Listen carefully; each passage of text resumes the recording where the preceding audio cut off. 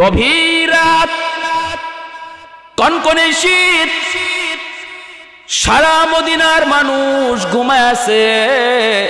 এমনকি শুধু মানুষ নয়, পাখপাখালি পর্যন্ত ঘুমায় রইছে। সবার চোখে ঘুম, ঘুম নাই শুধু একজনের চোখে। তিনি আর কেউ নন, তিনি অর্ধ পৃথিবীর বাদশাহ, খলিফাতুল মুসলিমিন, আমিরুল মুমিনিন হযরত ওমর। বের হয়ে গেলেন রে ভাই, সদ্য বেশে তিনি বের হয়ে গেলেন। সাথে তিনি খাদেম খুদ্দাম নিয়ে চলতেন না, একা একা তিনি চলতেন। খাদেমও সাথে রাখতেন না, বডিগার্ডও সাথে রাখতেন না, কাউকে পাশে নিতেন না, একা একা তিনি বের হতেন। রাতের অন্ধকারে ওমর বের হয়ে গেছেন। মদিনার পাশের একটা এলাকা, ওই এলাকার ভিতরে যায় হযরত ওমর ঢুকলেন। হঠাৎ করে দেখতে পেলেন রাস্তার কিনারায় একটা ভাঙ্গা ঘর। এই ঘরের ভিতরে মিটি মিটি আলো জ্বলতেছে। আলো দেখা যায় রাত বাজে 12টা। এত রাত ঘরের ভিতরে আলো কেন? এত রাত এই ঘরে আলো জ্বলে কেন? মনে হয় কোনো মন্দ লোকের আড্ডা বসেছে। হযরত ওমর আর একটু আগে গেলেন, দরজার কিনারায় যেয়ে তিনি কান লাগালেন। কান লাগা হযরত ওমর শুনতেছেন ঘরের ভিতরে একজন মা 3টা অবুঝ বাচ্চারে বুঝ দিতেছে। বাচ্চাগুলি কান্দে, বাচ্চাগুলি কান্দে, আর মা সন্তানগুলিরে বুঝ দিতেছে আর কই, বাবা রে একটু ঘুমাও, একটু ঘুমাও। এই যে মা রান্না করতেছি, এই যে মা চুলার মধ্যে আগুন জ্বালাইছি, কিছুক্ষণের ভিতরেই কানা পাক হয়ে যাবে, তোমরা একটু ঘুমাও। এই বইলা মা তাদেরকে সান্ত্বনা দেয়। হযরত ওমর দরজার পাশে থেকে আওয়াজটা শুনতে পেয়ে বলতেছেন, মা, ও মা, এত রাতে বাচ্চাগুলি কেন কান্দে আর চুলার মধ্যে আগুন জ্বলে কেন? এই বলতেই মা মহিলায় আওয়াজ দেয়া কই, মুসাফির, মনে হয় তুমি রাস্তা ভুল করেছ। ওমর বলেন, না, আমি রাস্তা ভুল করি নাই, আমি সঠিক পথেই যাইতেছি। হঠাৎ দেখলাম ঘরের মধ্যে একটু আলো, বাচ্চাগুলির কান্না, এজন্য তোমাকে জিজ্ঞেস করি গো মা, বাচ্চাগুলি কেন কান্দে, কি জন্য কান্দে, আর চুলার মধ্যে আগুন জ্বলে কেন? মহিলায় কই, মুসাফির, তুমি তোমার পথ ধরে চলে যাও, আমাকে তুমি প্রশ্ন করে কাঁদায়ও না গো, আমার মনের যন্ত্রণা তুমি আর বাড়ায়ও না। হযরত ওমর কই, মা গো কি হয়েছে একটু কও না। মহিলায় কই, বাবা মুসাফির, তাহলে তুমি যখন শুনতে চাও শোনো। এই বাচ্চাগুলি হলো আমার বাচ্চা, আর আমার স্বামী আজ কয়েক বছর আগে তিনি জিহাদের ময়দানে যে শহীদ হয়ে গেছেন। আমার স্বামী রেখে যাওয়া 3টা সন্তান আমার কাছে আমানত। এই বাচ্চাগুলি এতিম, শহীদের 3টা বাচ্চা আল্লাহর রাস্তায় শহীদ হয়েছেন আমার স্বামী। এই শহীদের 3টা বাচ্চা নিয়া আমি মা বড় অসহায়। বাচ্চাগুলির আমি কি করে খাওয়াবো? বাচ্চাগুলি আজকে 3 দিন হয়ে যায়, আমি মা মাঝে মাঝে কিছু কাম কাজ কইরা তাদেরকে খাওয়াইতাম, কিন্তু আজকে 3 দিন হয়ে যায় আমার ঘরে খানা নাই, খানা নাই। আমার বাচ্চাগুলি অবুঝ, একটা বাচ্চা অজ্ঞান হয়ে গেছে। সন্ধ্যা থেকে তাদের কান্না আর কান্না, ক্ষুধার যন্ত্রণায় কান্না অবুক দিয়ে বের হয় না। আমি সেই সন্ধ্যা থেকে চুলার মধ্যে গরম পানি জাল দিতেছি, আর আমার বাচ্চাগুলিরে আমি বুঝ দিতেছি, বাবা এই যে মা রান্না করতেছি, কিছুক্ষণের ভিতরেই রান্না হয়ে যাবে, তোমরা ঘুমাও। মূলত চুলার মধ্যে শুধু পানি আর কিছুই নাই। এই ডেগের মধ্যে, ডেকচের মধ্যে পানি ছাড়া কিছু নাই। আমি আমার স্বামীর 3টা অবুঝ বাচ্চার সাথে এরকম ভাবে ধোঁকাবাজি করতেছি, এছাড়া আমার আর কিছুই করার ছিল না। এ মুসাফির, মহিলা কান্দে আর কই, তুমি সাক্ষী থাকো, তুমি নিজে সাক্ষী থাকো। মদিনার শাসক ওমর আজকে একজন শহীদের 3টা বাচ্চা না খায়া মরার পথে, মরার পথে। আমার একটা বাচ্চার যদি কোনো ক্ষতি হয় রে মুসাফির, তুমি সাক্ষী দেখো, কিয়ামতের ময়দানে আমি আল্লাহর আদালতে উমরের গলায় গামছা লাগাইয়া টানবো। যেই মাত্র এই কথাটা ওমরের কানে আসলো, ওমরের পশমগুলো দাঁড়ায় গেল, চিন্তায় পড়ে গেলেন, কপাল ঘেমে গেছে ওমরের, আর শরীরে কাঁপ শুরু হয়ে গেছে। মালিক কয় কি? ও মালিক, আমি ওমর তো জানি না, জানি না, জানার কথাও না। আল্লাহ এত বড় মামলা বুঝি আমার বিরুদ্ধে দাঁড়াইতেছে। এমনি হযরত ওমর দরজার পাশে থেকে আওয়াজ দিয়ে কই, মা গো, তুমি যে এত কষ্টে আছো, এই খবরটা তো তুমি ওমরকে দিতে পারতা। তিনি তো বাদশাহ, তিনি কেমন করে খবর নিবে? এত খবর তো ওনার পক্ষে নেওয়া সম্ভব না, তুমিও তো খবরটা দিতে পারতা। মহিলায় কই রে, মহিলায় ডাক দেয়া কই, মুসাফির, তুমি মনে হয় আমার নবীর হাদিস জানো না? আমার নবীর হাদিস হলো জনগণের খবর নেবে বাদশাহ, বাদশাকে জনগণ খবর দিবে না। আল্লাহু আকবার, জোরে কর। আমার নবীর হাদিস বাদশাকে খবর দিবে জনগণ, বিষয়টা এমন নয়। জনগণের হালত জানবে বাদশাহ, জনগণের কোথায় কি প্রয়োজন, কোথায় কোন সমস্যা, এই খবর নেবে বাদশাহ সরকার। সরকারকে খবর দেওয়া নবীর হাদিস নয়। তাহলে তো তুমি তো মনে করো নবীর হাদিসও জানো না। এই কথা বলতে হযরত ওমরের আরো কাঁপ শুরু হয়ে গেল। মহিলা তো জানতেন কোন মহিলা না, মহিলা তো আমার নবীর হাদিসও জানে। সাথে সাথে ওমর আর দেরি করলেন না, একটা দৌড় দিলেন, মা গো, ও মা, আমি দেখি তোমার একটু উপকার করতে পারি কিনা। এই বইলা ওমর কাঁদতেছেন আর মদিনার দিকে দৌড়াইতেছেন। অর্ধ পৃথিবীর বাচ্চা ওমর চোখের পানি মুছতেছেন আর তিনি মদিনার দিকে দৌড়ান।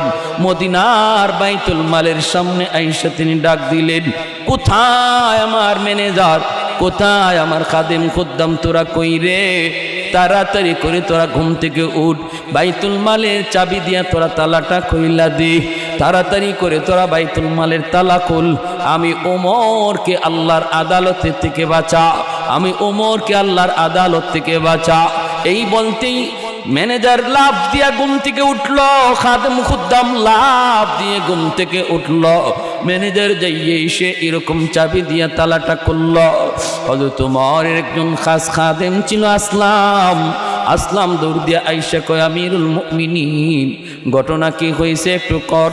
ওমর কয়, আসলাম, কথা কইস না, তাড়াতাড়ি একটা আটার বস্তা ওমরের মাথায় তোরা তুইলা দে। ওমরের মাথায় আটার বস্তা তুইলা দে।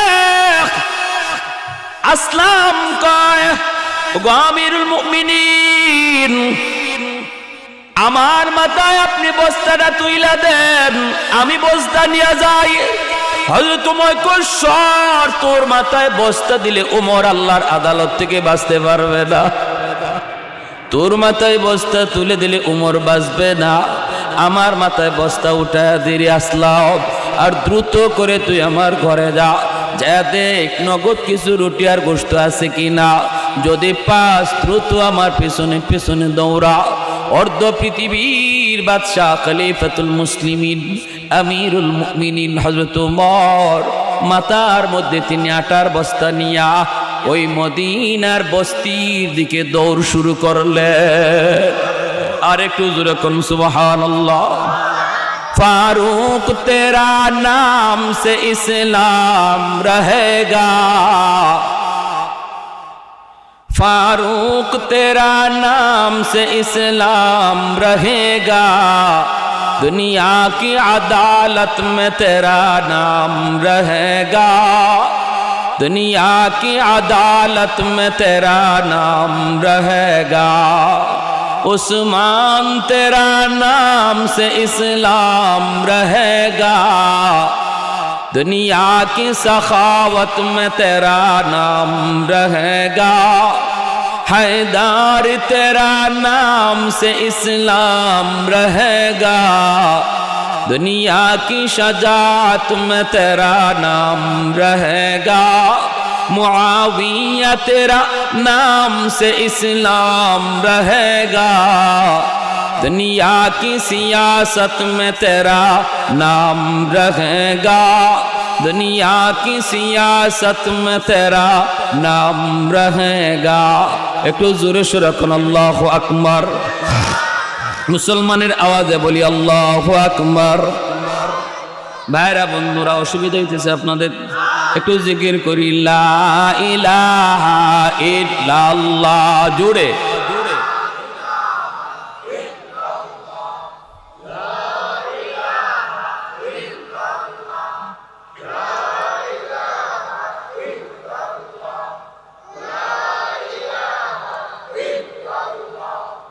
লা ইলাহা ইল্লাল্লাহ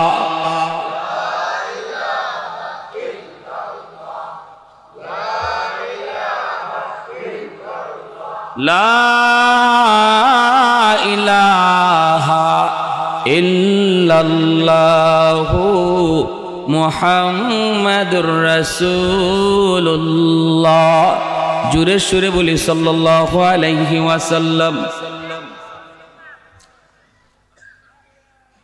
দৌড়ায়া বাড়ির পাশে ঘরের পাশে গিয়ে হাজির ডাক দিয়া বলতেছেন মা গো দরজাখানা একটু খোলো দরজাটা খুলে দিয়া হযরত উমর ওই রুটি আর গোশতটা দিয়া বলতেছেন মা বাচ্চাগুলিকে তুমি নগদ রুটি আর গোশতটা খাওয়াও আর একটা বস্তা আটা তোমার ঘরে রেখে গেলাম যখনই মন চায় এখান থেকে আটা নিয়ে রুটি বানায় বাচ্চাগুলিরে খাওয়াও হযরত উমর নিজের পরিচয় দেন না তিনি যে উমর এই পরিচয়টা দিলেন না বরং নিজের পরিচয় মহিলার কাছে মুসাফির দিয়া চলে গেলেন জোরে কোন সুবহানাল্লাহ আর আমরা বাবারি 2 টাকা দান করি না 5টা ক্যামেরা লই হ্যাঁ ওয়াও ওয়াও ওয়াও ওয়াও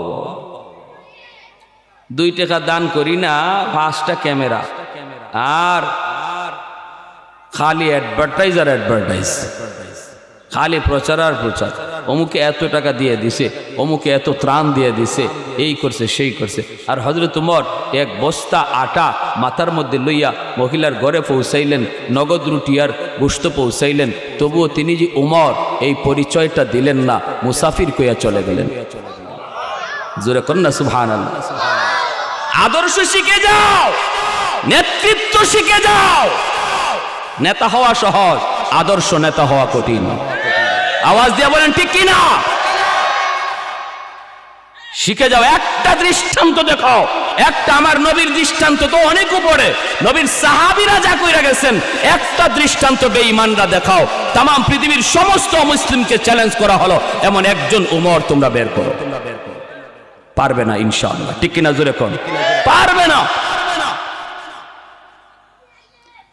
সাধারণ জানতেন খলিফা আর আমির নন এই ছোট্ট এরিয়া লইয়া না তামা অর্ধ পৃথিবীর বাদশা যার আঙ্গুলের ইশারায় চলে সে উমর নিজে একজন এমন সাধারণ অপরিচিত মুসাফির বেশে নিজের মাথায় আটার বস্তা লইয়া একজন বিধবা মহিলার ঘরে খানা পৌঁছে দিলেন সুবহানাল্লাহ ভাইরা বন্ধুরা শুধু তাই নয় আরেকটা ঘটনা বলি শেষ দিব পরে শুনেন আরেকটা ঘটনা বলি হযরত আবু বকর সিদ্দিক রাদিয়াল্লাহু তাআলা আনহুর ইন্তেকালের পর ওনার জীবনী নিয়ে এরকম ভাবে একটা সেমিনার হলো এই সেমিনারের ভিতরে আবু বকর কেমন ছিলেন এই কথাটা সবাই বলতেছে ওই অবস্থায় দেখা গেল একজন মানুষ গ্রামের মানুষ কয় আমি আবু বকর সম্পর্কে একটা কথা জানি কি কথা তুমি জানো কই সকালবেলা তিনি আমাদের বস্তির একটা রাস্তা দিয়ে তিনি ঢুকতেন এই দিক দিয়ে তিনি যাইতেন কোথায় যাইতেন আমরা কেউ জানতাম না প্রতিদিন ওই গলিটা দিয়ে তিনি ঢুকতেন আর কোথায় যেন যাইতেন আমরা কেউ জানি না এটা আমি তার সম্পর্কে জানি হযরত ওমর ফারুক রাদিয়াল্লাহু তাআলা আনহু তিনি খলিফা হওয়ার পর বাদশা হওয়ার পর তিনি মনে মনে ভাবতেছেন ঘটনা কি আবু বকর কেন এই রাস্তা দিয়ে এই গলি দিয়ে যাইতেন আমি একটু যাব হযরত ওমর তিনিও এই গলিটা দিয়ে রাস্তা শুরু করলেন, হাঁটা শুরু করলেন। কিছু দূর যাবার পর তিনি দেখতে পেলেন রাস্তার মধ্যে দুর্গন্ধ, এত দুর্গন্ধ, এত দুর্গন্ধ। ওমর মনে মনে ভাবতেছেন এই রাস্তায় এত দুর্গন্ধ কেন, মানুষজন কেউ আসা যাওয়া করে না।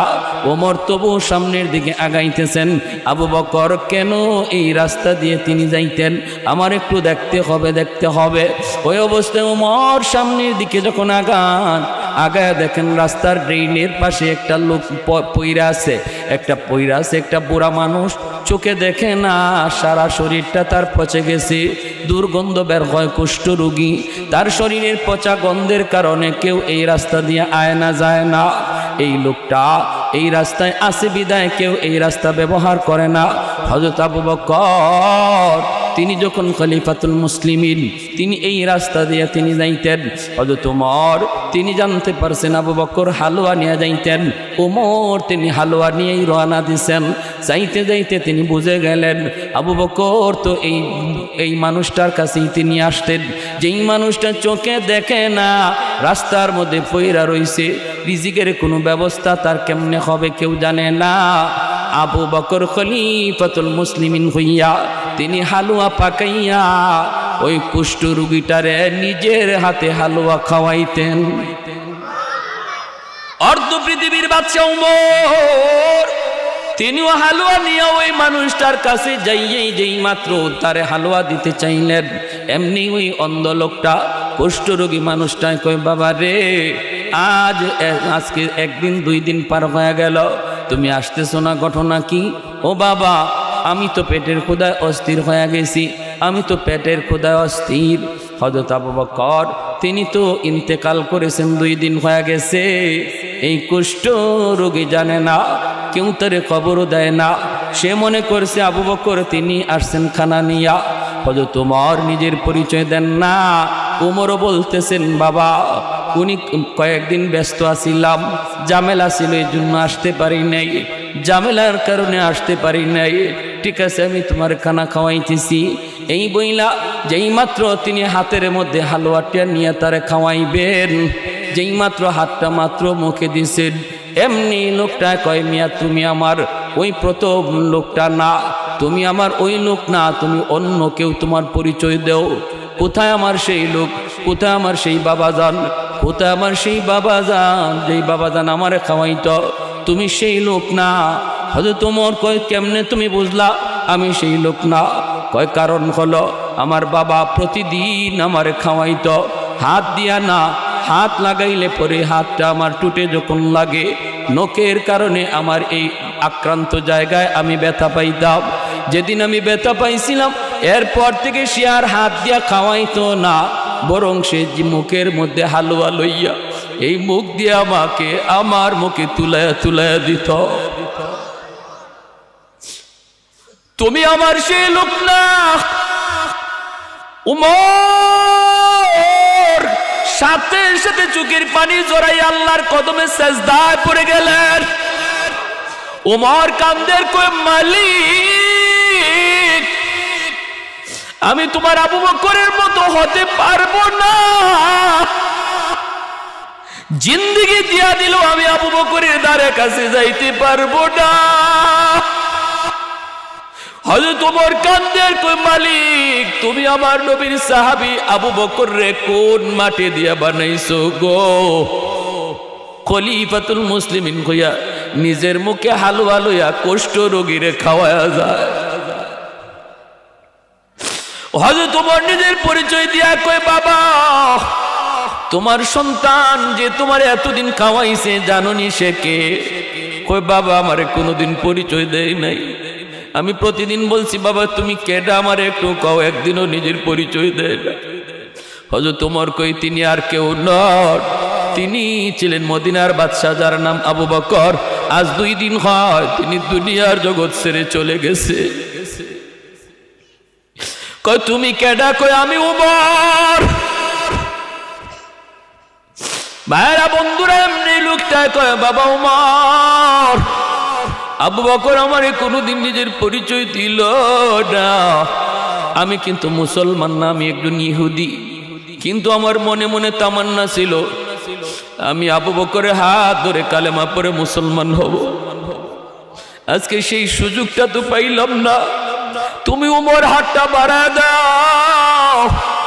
ইসলামের আদর্শ যদি এত সুন্দর হয়, আমার নবীর আদর্শ না জানি কত সুন্দর, আমার নবীর সাহাবীর আদর্শ যদি এত সুন্দর হয়, না জানি মায়ার নবীর আদর্শ কত সুন্দর।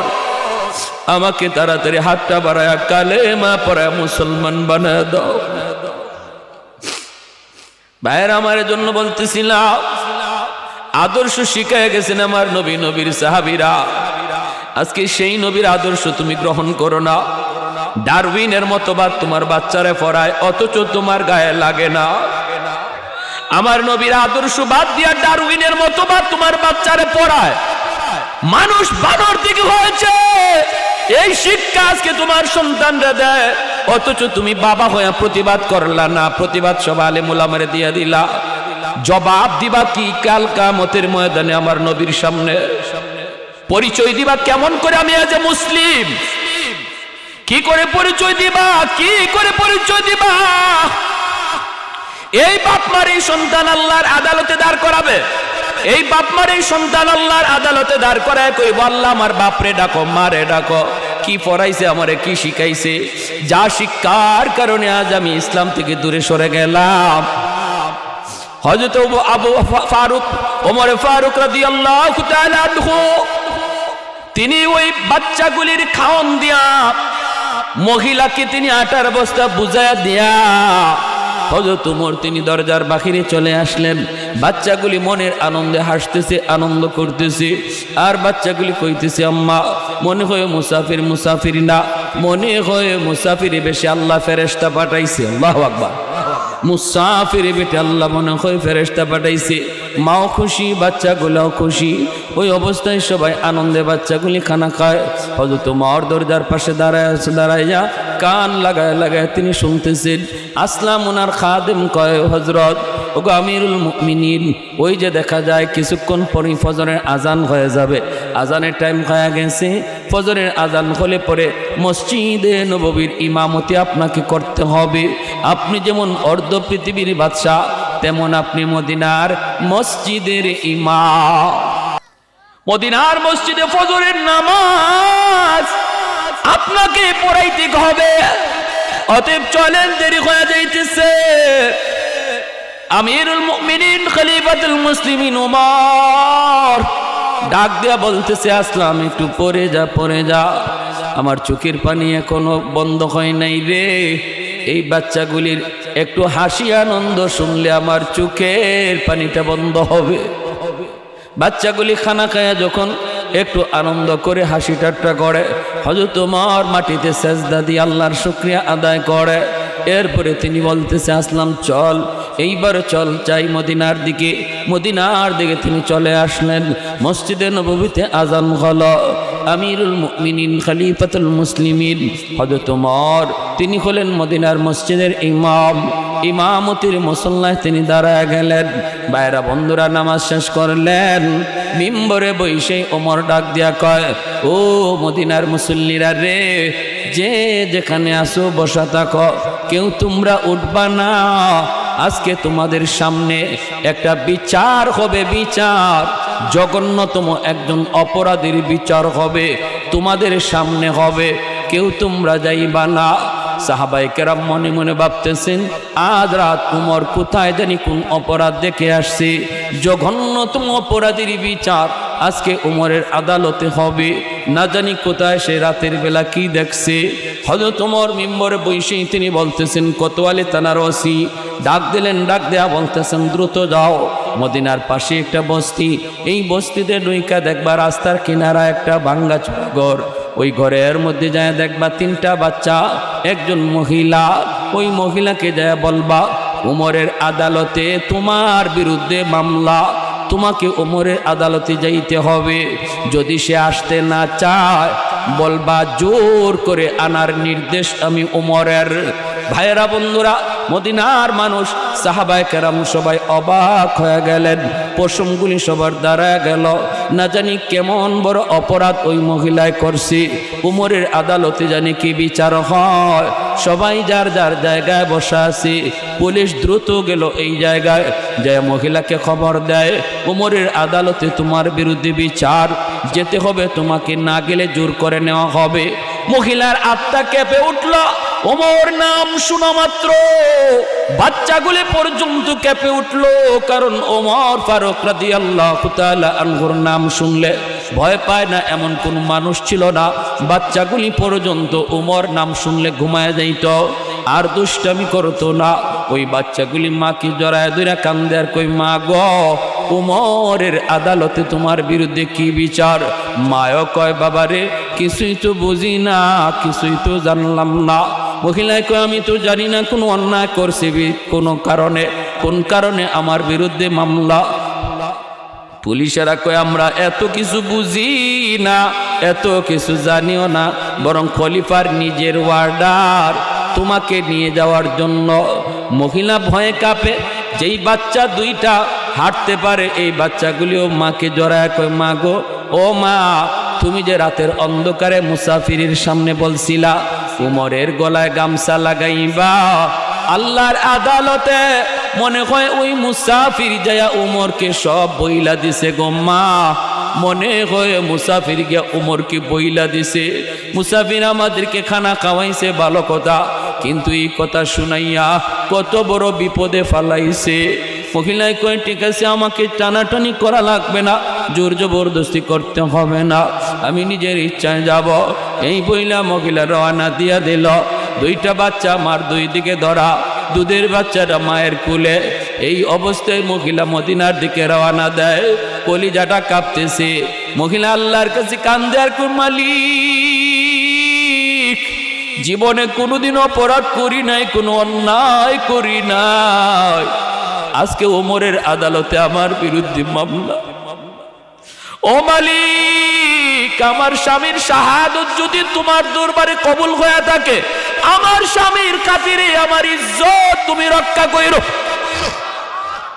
আমার স্বামীর তিনটা ইতিম বাচ্চার মুখের দিকে তাকাইয়া আল্লাহ তুমি আমার ইজ্জতটা আজকে রক্ষা কইরো। আমার তিনটা অবুঝ বাচ্চা যদি মাকে হারায়, এরা কারে নিয়ে বাঁচবে? কার গলা ধইরা আমার বাচ্চাগুলি ঘুমাবে? এই বইলা বইলা মহিলা সেই মদিনার দিকে রওনা দিয়া দেয়। ভাইরা বন্ধুরা, আসতেছে আসতেছে এই দিকে হযরত ওমর মিম্বরে বসে অপেক্ষায়। মদিনার মসজিদে যেই মাত্র ঢুকবে, ওমর দেখে ফেলছেন দরজার পাশে, হাত দিয়ে ইশারা দিয়া বলেন, মাঝখান দিয়া রাস্তা করে দাও, তোমরা মাঝখান দিয়া রাস্তা করে দাও। মহিলা গেইটের ভিতরে ঢুইকেই ঝাপসা ঝাপসা তাকায় দেখে মিম্বরে যেই মানুষটাকে বসা দেখা যায়, ইনি তো অবশ্যই ওমর, ইনি তো অবশ্যই আমিরুল মুমিনিন, কিন্তু চেহারাটা গত রাতের মুসাফিরের মতো। ভয় অন্তর আত্মা কাইপা উঠল। মহিলা আরো ভয় পেয়ে গেল। হায়, আমি গত রাত যারে মুসাফির মনে কইরা ওমরকে গালি দিয়েছিলাম, ওমরের ব্যাপারে মামলার কথা বলেছিলাম, ইনি তো মুসাফির না, ইনি তো ওমর। তাহলে ওমর কি বুঝি আমি এত শক্ত কথা বলছি? না জানি গো মালিক, আজকে আমার গর্দান যায় বুঝি, আজ বুঝি আমার কি শাস্তি হয়, কি শাস্তি হয়। ওমর এত গরম, এত গরম। মহিলা ভয়ে ভয়ে মসজিদের দিকে ঢুকতেছে। বাইরা বন্ধুরা, বোরকা পরা আল্লাহর বান্দি, দুইটা বাচ্চা, দুধের বাচ্চাটা কুলে মদিনার মিম্বরের পাশে আইসা যেই মাত্র মহিলা দাঁড়াইল, দাঁড়ায় বলতেছে, আমিরুল মুমিনিন, আমি অন্যায় কিছু বলি না, আমি যা বলছি ঠিক বলেছি, এতে যদি আমার ফাঁসি হয়, ওমরের আদালতে ফাঁসি হবে, আমি মানতে রাজি। এই বলতেই হযরত ওমর তিনি মিম্বর থেকে দাঁড়ায়া গলার মধ্যে গামছাটা লাগাইয়া, গামছা দিয়ে নিজের গলাটারে বান্ধা, এই গামছার আরেকটা মাথা ওই মহিলার হাত ধরায় দিয়া কাঁদতেছেন ওমর, আর বলতেছেন, মা, তুমি ওমরের গলায় গামছা লাগাইয়া দুনিয়ার জমিনের এই পাশ ওই পাশ তুমি ঘোরাও, আমার বাধা নাই, তবু আল্লাহর আদালতে গামছা লাগাইও না। কেন উমর তোমার খবর নিল না? কেন তোমার পরিবারের খবর নিল না? এই অপরাধে উমরের যা খুশি তোমার মন চায় দুনিয়াতে করো, আমি ওমর বাধা দেব না।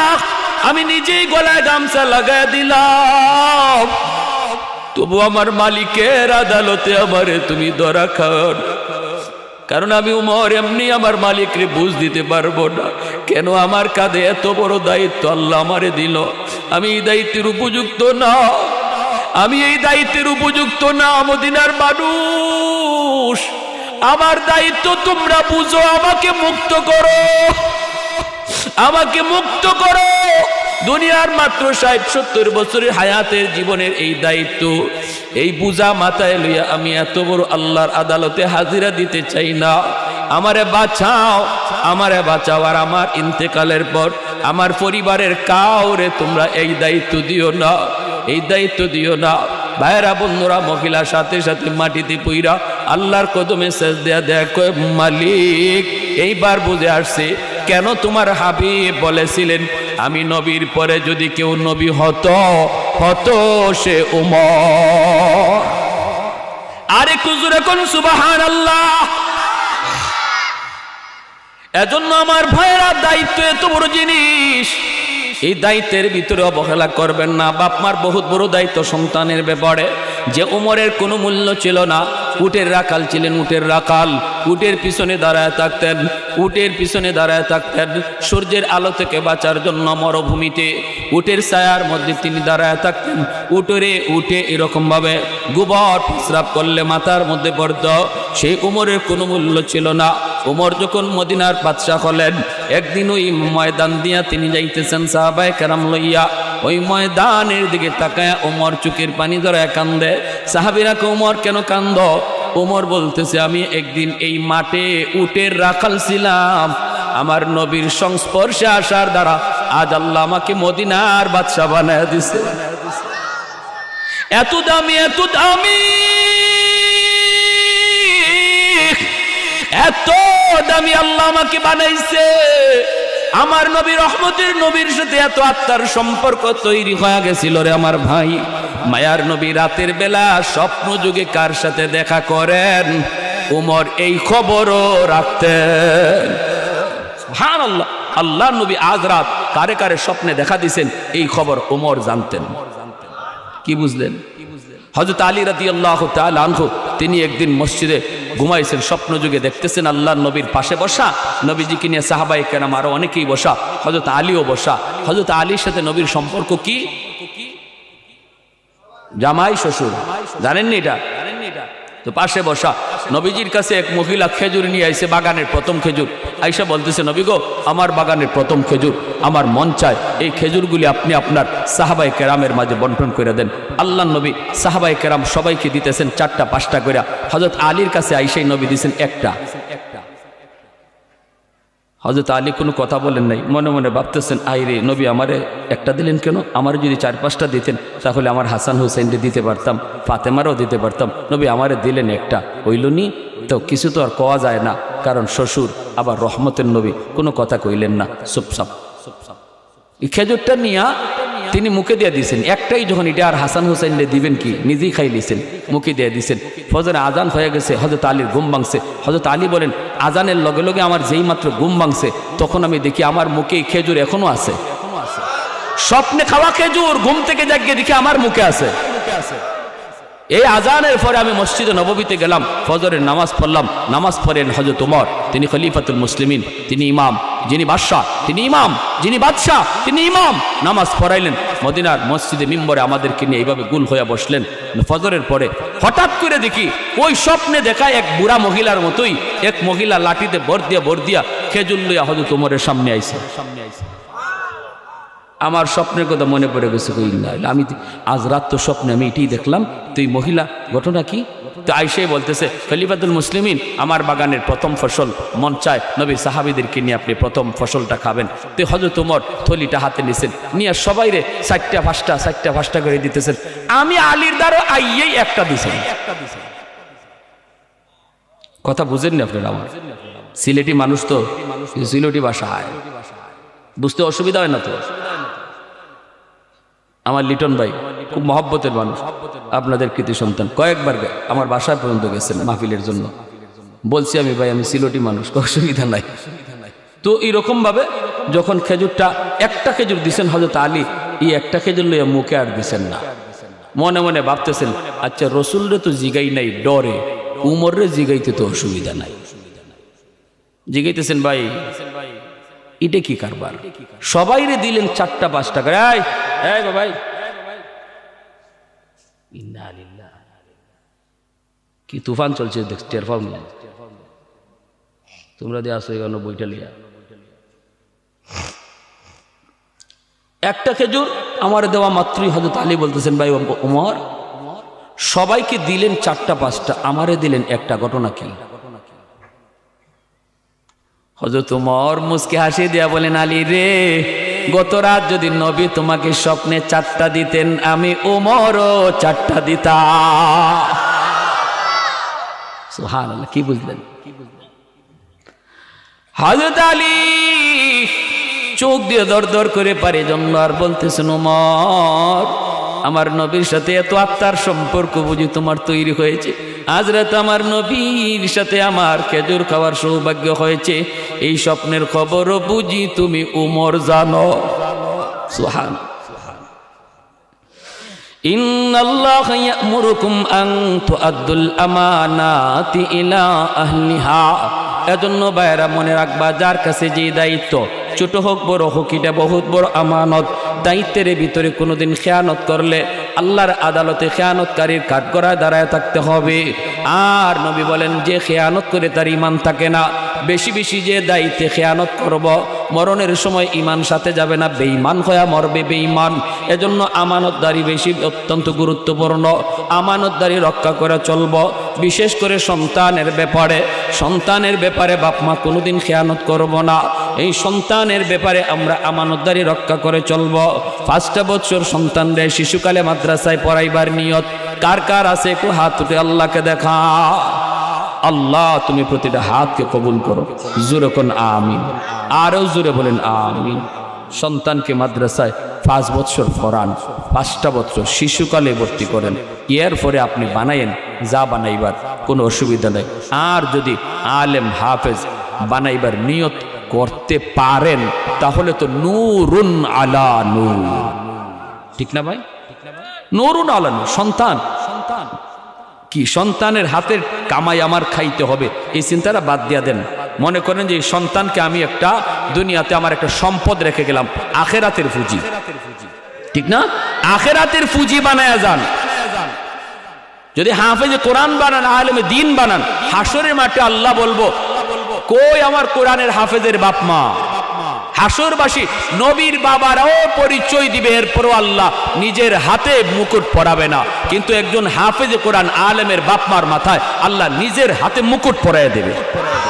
মান কারাআল কুরআন ওয়া আমিলা বিমা ফিহি উলবিসা ওয়ালিদাহু তাজান ইয়াউমাল কিয়ামা দাউহু আহসানু মিন দাউই শামস। ধন্য ওই বাবা, ধন্য ওই মা যেই বাপ মার সন্তান হাফেজ কোরআন হয়েছে, আলেমে দ্বীন হয়েছে। হাসরবাসী দেখবে আল্লাহ কারে যেন খুঁজতেছে।